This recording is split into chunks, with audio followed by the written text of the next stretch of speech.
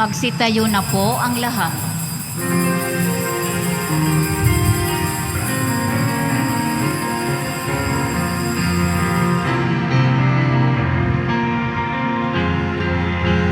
Panginoon ay purihin, ngalan niya ay dakilain. Panginoon ay purihin, ngalan niya ay dakilain. Panginoon, ikaw ang may likha ng langit, dagat at lupa, ng buwan, araw at mga bituin, tanang nilalang sa papawirin. Panginoon ay purihin, ngalan niya ay dakilain. Panginoon ay purihin, ngalan niya ay dakilain. Ngalan niya ay dakilain. Sa ngalan ng Ama, ng Anak at ng Espiritu Santo. Amen. Sumainyo ang Panginoon.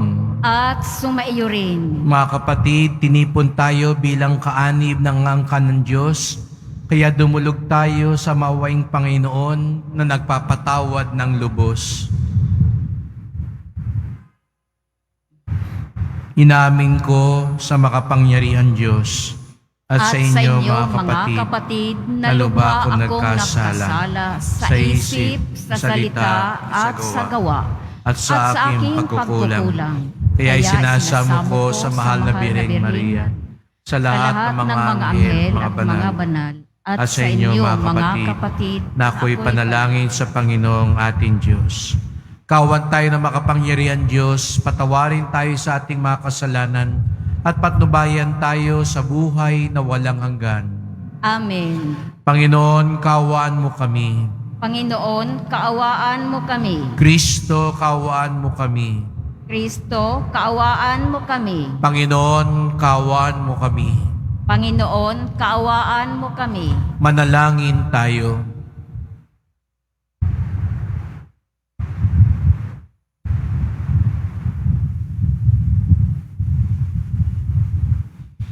Ama naming makapangyarihan, ang iyong dakilang pagkamaawain ay nangingibabaw sa aming ginagawang kabutihan at idinadaing na mga kahilingan. Ang kagandahang loob mo sa amin ay gawin mong magumapaw upang ang kasalanang ipinangangambang ihingi ng kapatawaran ng budhi naming takot na ikaw ay lapitan ay iyong patawarin ng lubusan. At ang ipinag-aalangan naming hilingin sa pagdarasal ay iyong pagbigyang aming makamtan. Sa pamamagitan ni Jesucristo, kasama ng Espiritu Santo, magpasawalang hanggan. Amen. Magsiupo muna ang lahat. Pagbasa mula sa aklat ni Propeta Jonas. Sinabi uli ng Panginoon kay Jonas, "Pumunta ka sa lungsod ng Ninive at ipahayag mo ang mga ipinasasabi ko sa iyo." Nagpunta nga si Jonas sa Ninive. Malaki ang lungsod na ito. Aabutin ng 3 araw kung lalakaring pabagtas. Siya'y pumasok sa lungsod.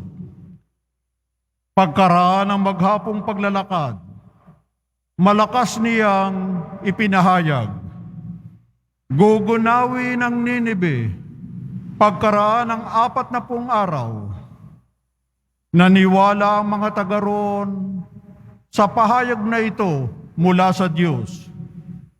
Kaya nagayuno sila at nagdamit ng sako bilang tanda ng lubos na pagsisisi at pagtalikod sa kanilang mga kasalanan.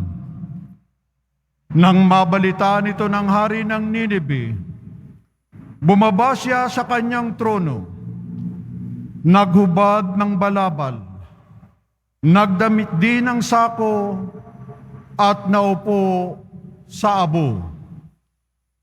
At ipinasabi niya sa mga taga-Nineve, ito'y utos ng hari at ng kanyang mga pinuno. Walang kakain isa man, wala ring iinom, maging tao o hayop. Lahat ng tao at hayop ay magdamit ng sako. Taimtim na manalangin sa Diyos ang bawat isa. Pagsisihan ng lahat ang nagawa nilang kasalanan at talikdan ang masamang pamumuhay. Baka sa parang ito'y mapawi ang galit ng Diyos. Magbago siya ng kanyang pasya at hindi na ituloy ang balak na paglipol sa atin. Nakita ng Diyos ang kanilang pagtalikod sa kasamaan, kaya hindi na itinuloy ang paggunaw sa Nineve.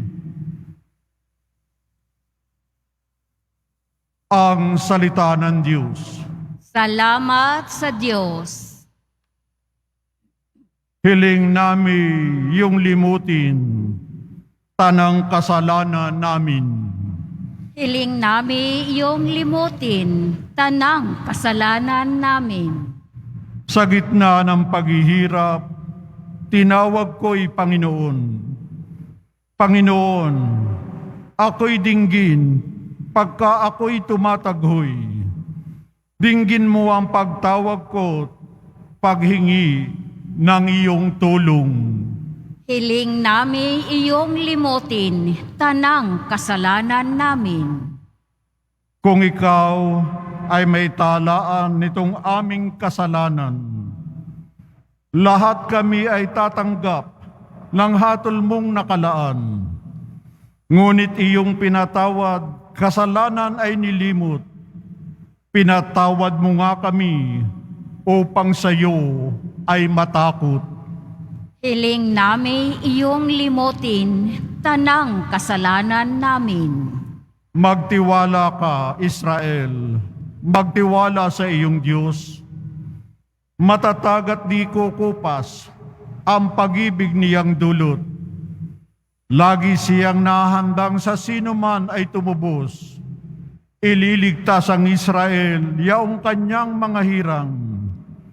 Ililigtas niya sila sa kanilang kasalanan.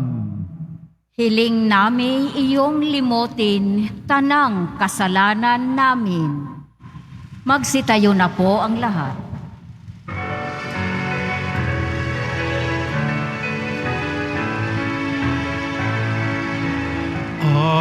Hallelujah, Hallelujah, Hallelujah, Hallelujah. Mapalad ang sumusunod sa salitang buhat sa Diyos at namumuhay ng angkop. Hallelujah, Hallelujah,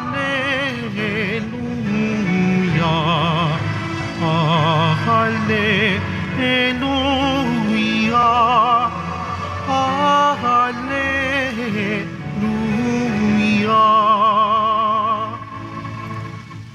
Sumainyo ang Panginoon.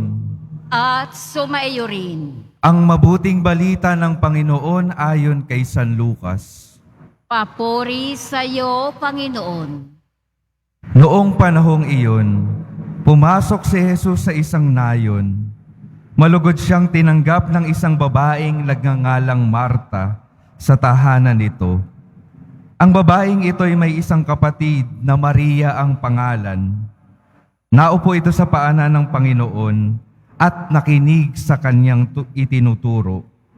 Alalang-alala si Marta sapagkat kulang ang kanyang katawan sa paghahanda. Kaya't lumapit siya kay Jesus at ang wika, Panginoon, sabihin nga po ninyo sa kapatid kong tulungan naman ako.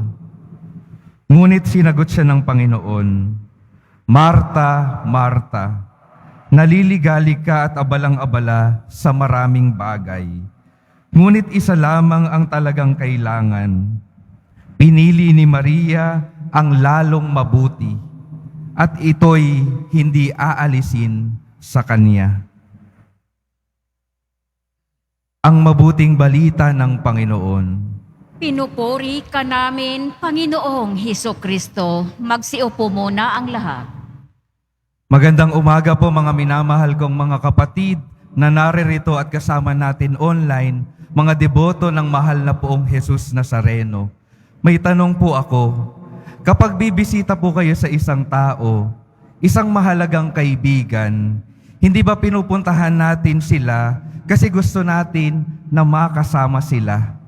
Pinupuntahan natin sila, binibisita kasi gusto natin na makausap sila. Anong mangyayari kapag bumisita tayo at busy sa ibang bagay yung binisita natin? Hindi ho ba mabubwisit tayo? Minsan pa nga magrereklamo tayo at sasabihin sa kanila, minsan na nga lang ako bumisita sa iyo, ang dami-dami mo pang ginagawa. O kaya naman sasabihin natin, mamaya mo na gawin niyang ibang mga bagay na iyan, may sasabihin ako sa iyong mahalaga. At minsan para mas makinig pa sila, ang sasabihin natin, may chismis ako sa iyo. Ang mahalaga po, makausap mo yung taong binibisita mo. Secondary na lang yung ibang mga bagay. Ang mahalaga, yung pag-uusap ninyo. Ang mahalaga ay ang inyong pagsasama. Ito po yung mahalagang ipinapahayag sa atin ng Ebanghelyo sa araw na ito. Si Jesus po, si Jesus Nazareno, nais tayong mabisita. Si Jesus Nazareno, nais tayong makasama at makausap. Kaya palagi siyang naghihintay kung paano natin siya tatanggapin. Ang tanong, paano nga ba natin tinatanggap ang pagdating at pagbisita ni Jesus Nazareno sa ating mga buhay? Nabibigyan ba natin siya ng panahon katulad ni Maria sa Ebanghelyo? O katulad ni Marta, abalang-abala tayo sa ibang mga bagay? Sasabihin pa natin, para sa iyo naman itong mga ginagawa ako. Mamaya na kita kakausapin. Saka na ako magdadasal, marami pa akong ginagawa. Ang sinasabi sa atin ni Jesus ngayon at sa araw-araw, gusto kitang makausap. May sasabihin akong mahalaga sa iyo. Kaya ang imbitasyon sa atin sa ngayon at sa araw-araw, maglaan ng panahon para makinig at makipag-usap kay Jesus Nazareno. Nung kami po ay ordinahan, isa po sa mga pinaalala sa amin ni Cardinal Advincula ay ito po, huwag kayong gagawa ng kahit anong klase ng paglilingkod nang hindi muna kayo, unang-una sa lahat, nananatili sa presensya ni Jesus. Bakit daw? Kasi kung hindi muna kami magbibigay ng panahon kay Jesus sa panalangin, kung hindi muna kami magbubukas ng sarili sa pagbibigay niya ng lakas, kung hindi muna kami makikinig sa nais niyang ipagawa sa amin, may panganib na imbis na siya yung paglingkuran, baka sarili na lang namin ang aming paglilingkuran. May panganib ng kapaguran dahil hindi na kami nabibigyan ng lakas. May panganib na hindi namin magawa kung ano talaga yung nais niya kasi hindi na kami nagbibigay ng panahon para makinig sa Kanya. Mahalaga po yung pananatili sa presensya ni Jesus bago ang lahat. Dahil sa pananatili sa piling ni Jesus, mabibigyan tayo ng lakas na kakailanganin natin para maharap yung mga pagsubok sa araw-araw. Sa pananatili kay Jesus, mas mabibigyan ng direksyon yung ating mga buhay. sa pananatili kay Jesus, mapupuno tayo ng pagmamahal na ibabahagi natin sa ibang mga tao. Ang epekto po ng pananatili kay Jesus ay kapayapaan sa kabila ng lahat ng ating nararanasan. At ano naman yung epekto kung hindi na tayo nananatili kay Jesus? Maaaring marami pa rin tayong nagagawa, ngunit nandun na yung pagkabalisa. Napapagod ng walang kahulugan at nawawalan na ng gana, nawawalan ng kapayapaan. Sa unang pagbasa po, ganito rin yung karanasan ng bayan ng Ninibe. Kung hindi makikinig ang bayan ng Ninibe sa pangungusap ng Diyos sa pamamagitan ni Jonas, mawawala sa kanila yung kapayapaan, mawawasak yung kanilang bayan. Pero nung nakinig na sila, nagbigay ng panahon para mapakinggan ang pangungusap ng Diyos, hindi itinuloy ng Diyos yung pagwasak sa kanilang mga bayan. Naging payapa ang kanilang kalooban. Kaya magandang tanongin sa araw na ito, payapa pa yung ating mga buhay? Kung walang kapayapaan, kung hindi payapa yung ating kalooban, baka nagkukulang na tayo sa pananatili sa presensya ni Jesus Nazareno. Baka hindi na tayo nagdadasal. Baka hindi na tayo nakikipag-usap sa Diyos. Kaya mga kapatid, sa pagpapatuloy ng ating pagdiriwang sa araw na ito, ang imbitasyon talaga sa atin ay maging katulad ni Maria sa Ebanghelyo. Pinili niya ang mas mabuting bagay, kaya payapa yung kanyang kalooban. Piliin din nawa natin ang mas lalong mabuting bagay. Unahin ang pagbibigay ng panahon kay Jesus Nazareno sa pananalangin upang maibigay niya ang kapayapaan na hindi maiaalis ninuman. Amen. Magsitayo na po ang lahat. Mga kapatid, tulad ng napag-alaman ni Maria at Marta, nabunyag kay Jesus ang kabutihan at pag-ibig ng Diyos na nananahan sa ating piling. Manalangin tayo sa Diyos na naririto at nakikinig sa atin. Ang ating tugon, Panginoon, dalawin mo kami. Panginoon, dalawin mo kami.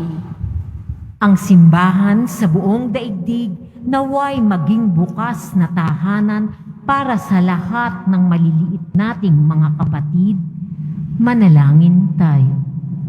Panginoon, dalawin mo kami. Ang mga labis na abala sa mga bagay sa mundong ito na kumukupas naway magkaroon ng pagpapahalaga sa pakikinig sa salita ng Diyos. Manalangin tayo. Panginoon, dalawin mo kami. Katulad ni Maria, naway piliin natin ang higit na mahalaga at tanggapin si Jesus sa ating puso at buhay. Manalangin tayo. Panginoon, dalawin mo kami. Ang mga may sakit at naghihingalo, naway tumingin kay Kristo sa oras ng kanilang paghihirap. Manalangin tayo. Panginoon, dalawin mo kami. Ang mga yumao naway manahan sa tahanan ng Diyos magpakailanman. Manalangin tayo. Panginoon, dalawin mo kami. Ama naming Diyos, ipinadala mo ang iyong anak na si Jesus upang ipakita sa amin ang daan patungo sa buhay na walang hanggan. Lagi nawa namin siyang tanggapin sa aming buhay at magkaroon siya ng puwang sa aming puso. Hiling namin ito sa pamamagitan ni Kristong aming Panginoon. Amen. Magsiupo muna ang lahat.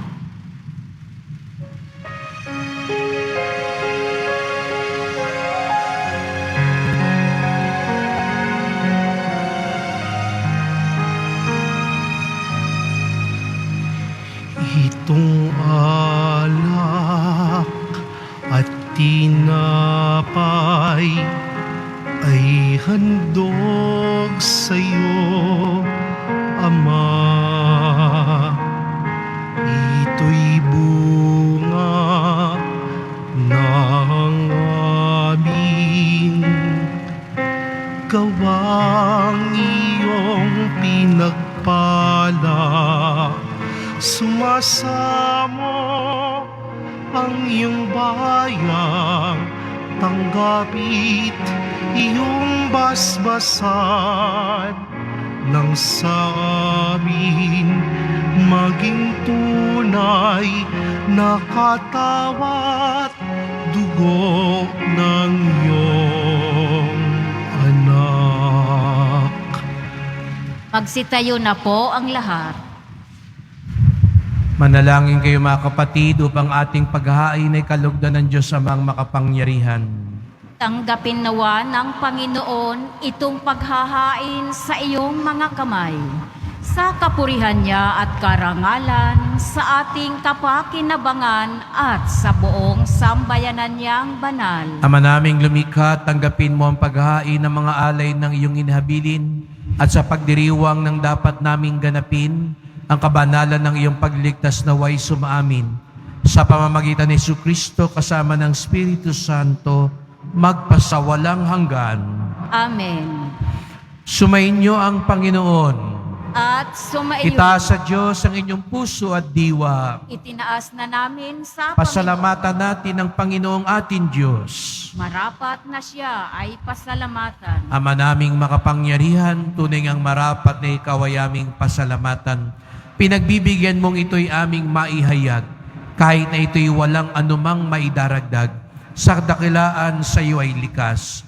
Sa pagpupuri namin ang nakikinabang, ay kami ring iyong pinakikiharapan sa pamamagitan ng iyong anak na minamahal. Kaya kaisa ng mga anghel nagsiawit ng papuri sa iyo, nang walang humpay sa kalangitan, kami nagbubunyi sa iyong kadakilaan. Santo, Santo, Santo, Panginoong Diyos ng mga hukbo, napupuno ang langit at lupa ng kadakilaan mo. Usana sa kaitaasan, pinagbala ang naparirito sa ngalan ng Panginoon. Usana sa kaitaasan, magsiluhod po ang lahat. Ama naming banal, ikaw ang bukal ng tanang kabanalan.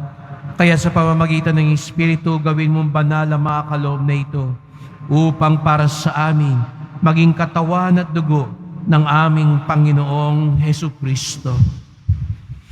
Bago niya pinagtiis ang loob na kusang maging handog, hinawakan niya ang tinapay, pinasalamatan kanya, pinaghati-hati niya iyon at iniabot sa kanyang mga alagad at sinabi, "Tanggapin ninyong lahat ito at kanin. Ito ang aking katawan na ihahandog para sa inyo."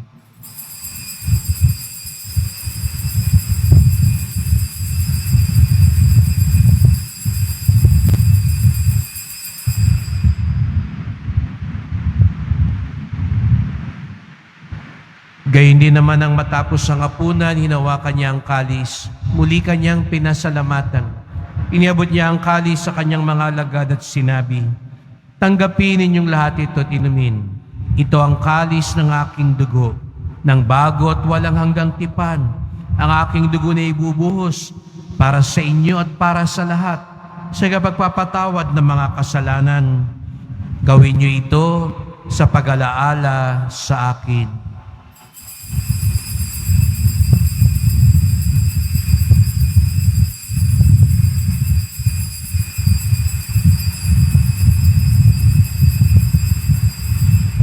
Magsitayo na po ang lahat. Ipagbunyi natin ang misteryo ng pananampalataya. Si Kristo'y namatay, si Kristo'y nabuhay, si Kristo'y babalik sa wakas ng panahon. Ama, ginagawa namin ngayon ang pag-alaala sa pagkamatay at muling pagkabuhay na iyong anak. Kaya tinalay namin sa iyo ang tinapay nagbibigay buhay at ang kalis na nagkakaloob ng kaligtasan. Kami nagpapasalamat dahil kami yung minarapat na tumayo sa harap mo para maglingkod sa iyo. Isinasamo namin kaming magsalo-salo sa katawan at dugo ni Kristo ay mabuklod sa pagkakaisa sa pamamagitan ng Espiritu Santo. Ama, lingapin mo ang iyong simbahang laganap sa buong daigdig. Puspusin mo kami sa pag-ibig kaysa ni Francisco naming Papa, ni Jose naming Obispo, at ng Tanang Kaparian. Alalahanin mo rin ang mga kapatid naming nahimlay na may pag-asang sila'y muling mabubuhay. Gayon din ang lahat ng mga pumanaw. Kawan mo sila't patuloyin sa iyong kaliwanagan. Kawan pagindapating kaming lahat na makasalo sa iyong buhay na walang wakas. Kaisa na mahal na Birheng Maria, Ina ng Diyos, ang kanyang kabiyakang pusong si San Jose, si San Juan Bautista, at lahat ng mga banal na namuhay dito sa daigdig ng kalugod-lugod sa iyo. Maipagdiwang nawa namin ang pagpupuri sa ikararangal mo sa pamamagitan ng iyong anak na aming Panginoong Jesucristo.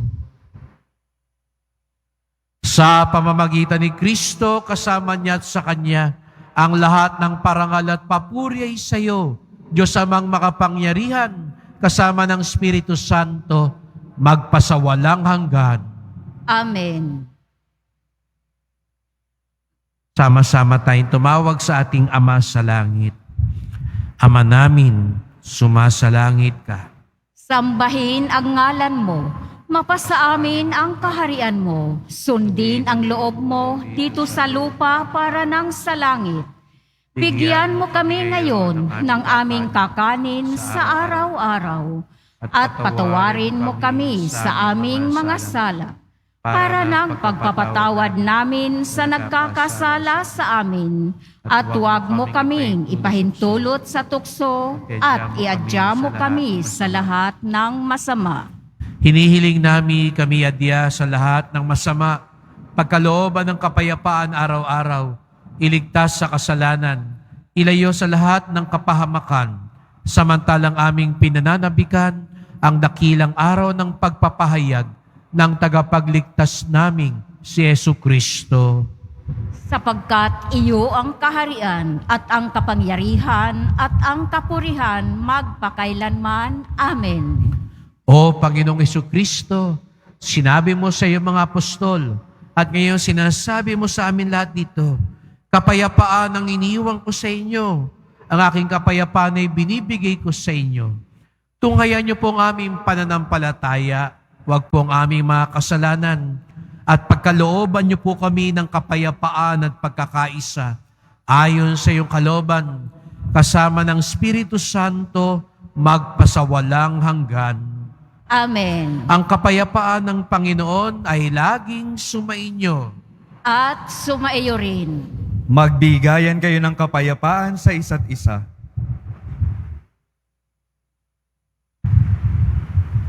Kordero ng Diyos na nag-aalis ng mga kasalanan ng sanlibutan, maawa ka sa amin.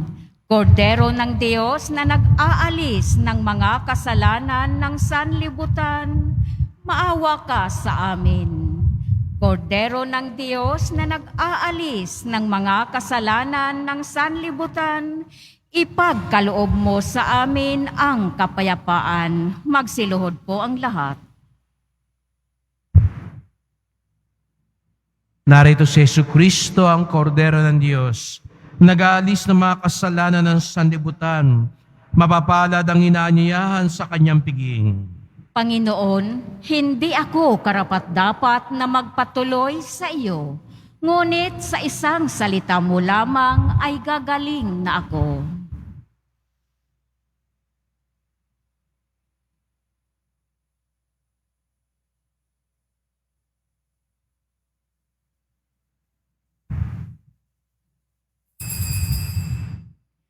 Para sa lahat ng tatanggap ng banal na komunyon, sasagot po tayo ng amen pagkasabi ng pari o ng lay minister ng katawan ni Kristo. At isubo agad sa bibig bago umalis sa harapan ng pari o lay minister. Sumunod po tayo. Maraming salamat po.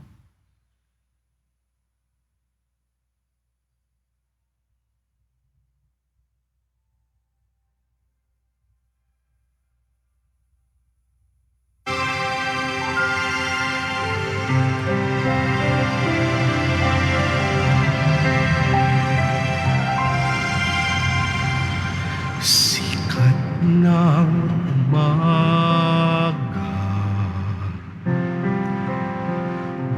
buhos ng ulan, simoy ng tapikon, sinag ng buwan, batis na malinaw, dagat na bukaw. Kayo ng Panginoon kong Jesus ng aking buhay, saan man ako bumaling, ika'y naroon, tumalikod man sa'yo. Dakilang pag-ibig mo sa akin tatawag at magpapaalala, ako'y iyong ginigiliw at siyang itatapat sa puso.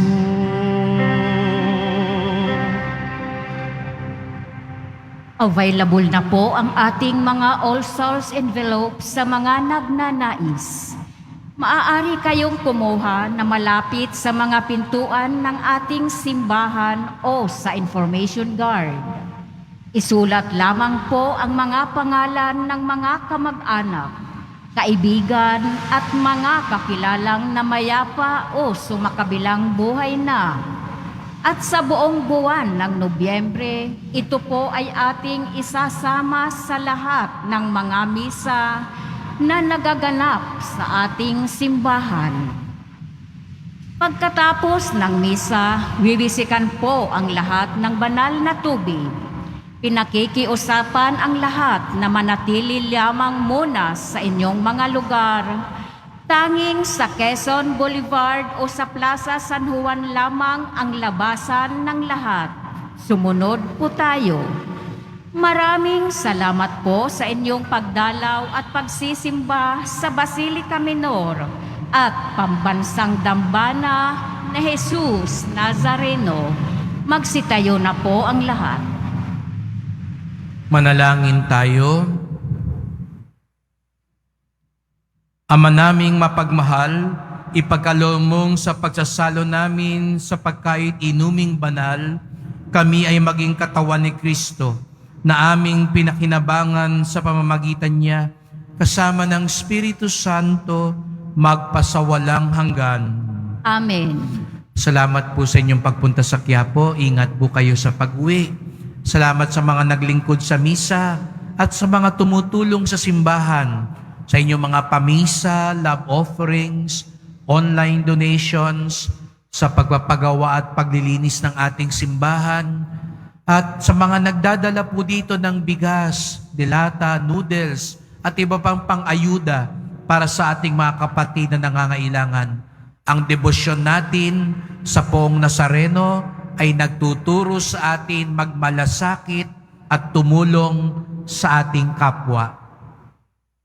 Ang mas lalong mabuti sa buhay ay ang makinig at tanggapin si Jesus Nazareno.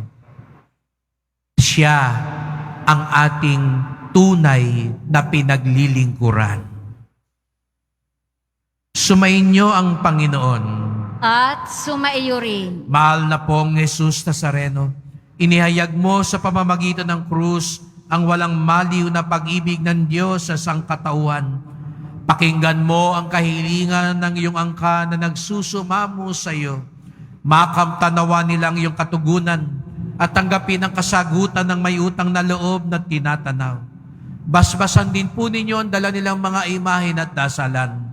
Sa pamamagitan ng bendisyon na ito, naway maalala nila ang mga pangako nila sa binyag na ikaw ang kanilang iibigin at paglilingkuran bilang Panginoon magpasawalang hanggan. Amen. At pagpalain kayong lahat ng makapangyarihang Diyos, Ama at Anak at Espiritu Santo. Amen. Humayo kayong mapayapa, taglay ang pag-ibig ng Poong Jesus Nazareno. Salamat sa Diyos.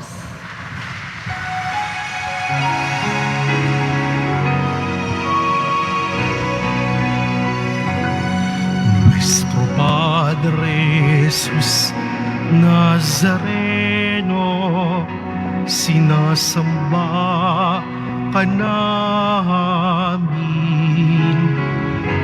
Pinipintuho ka namin. Aral mo ang aming buhay at kaligtasan.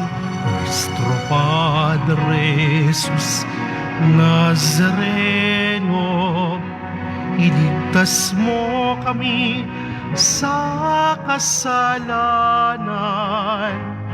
Ang krus mong kinamatayan ay sagisag ng aming kaligtasan.